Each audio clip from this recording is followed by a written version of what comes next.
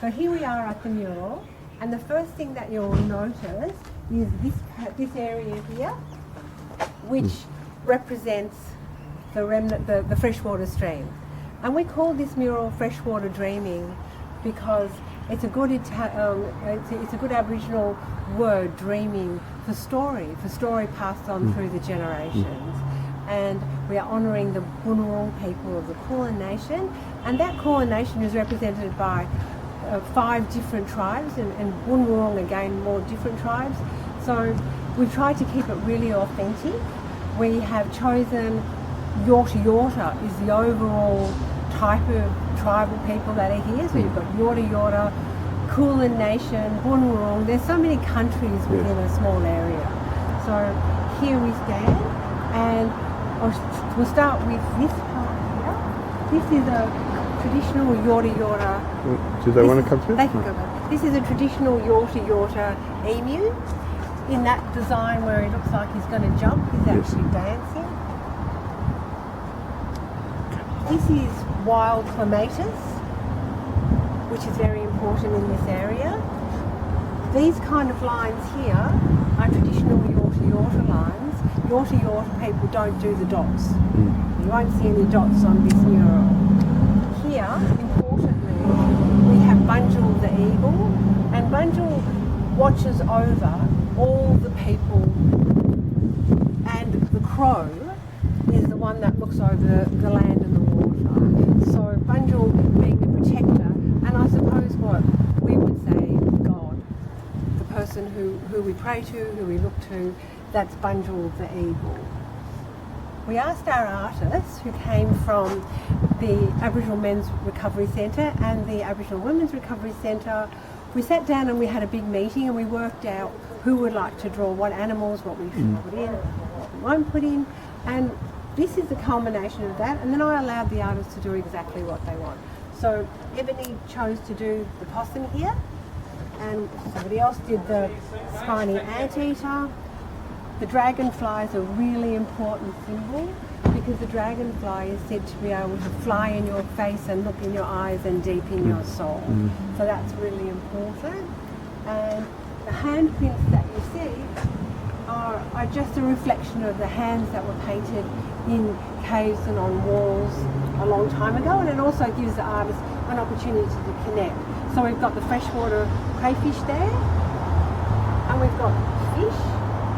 We have obviously the kangaroo drawn in the order with the internal organs shown, and there the heart, which has been beautifully done.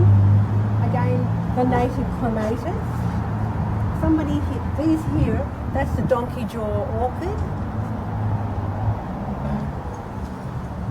Totems of turtle for people who are born under that sign. Aboriginal people, it's wrong to say it's like, we say Libra or Scorpio or whatever, but they're actually born under a totem, and your family totem might be the turtle, it might be the snake, it might be the kangaroo, it may be any one of these things, but whoever decided to do the turtles, and they would be freshwater turtle, are actually honouring their totem and their people. So, yep, overall, that's a pretty fine achievement. We started in November 2018 and we finished it in June 2019. We could only paint on a Thursday morning for a couple of hours.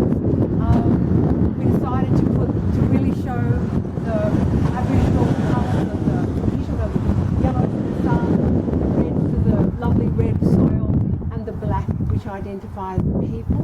We did it as this sun watching over everything. Sadly, we did have some vandalism halfway through, and somebody came and scratched out all the eyes of all the animals. So it happened twice, and we fixed it all up.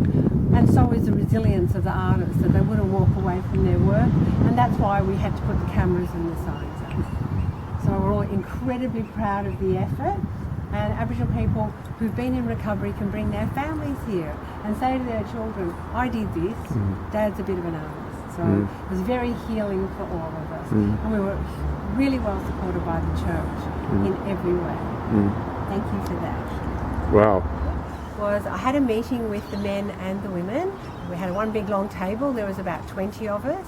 And we had a list of all the plants and trees and bushes and the animals that would make up part of the landscape for this area. And I just asked everybody to draw what they thought they might want to do.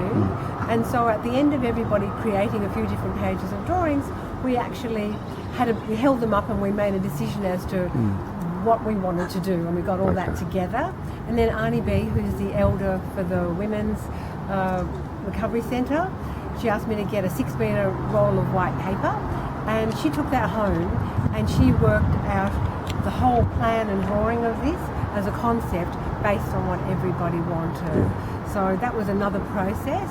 And then when we rocked up here, we put down the plastic sheets, we had our paint, and day one was just drawing all of this in. Yes. And the last thing that was drawn in, obviously we didn't do the sun, but everything was more or less drawn in place so that the artists could arrive here and they could just decide to get on with the crayfish or the emu or whatever. And somebody might actually come in and continue painting what somebody else started, which in other artistic community would have been, don't go there. But for them, because they're so beautiful and it's all family regardless, everybody just let everybody do whatever they wanted to do, however they wanted to do it. So physically, how many people would have been in front of this working on it at one particular point of time? Say 10 or 12. Okay. And we did it, and the people from the church, bless them, they would come out and they would say, Viv, how long do you think it's going to take for this to finish? And I would say, I don't know. I really don't know.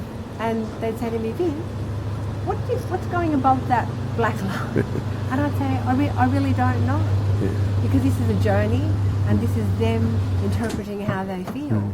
So it's not for me to say, it's artistic freedom. But we did finish it. It was just, we had lots of food for everybody inside.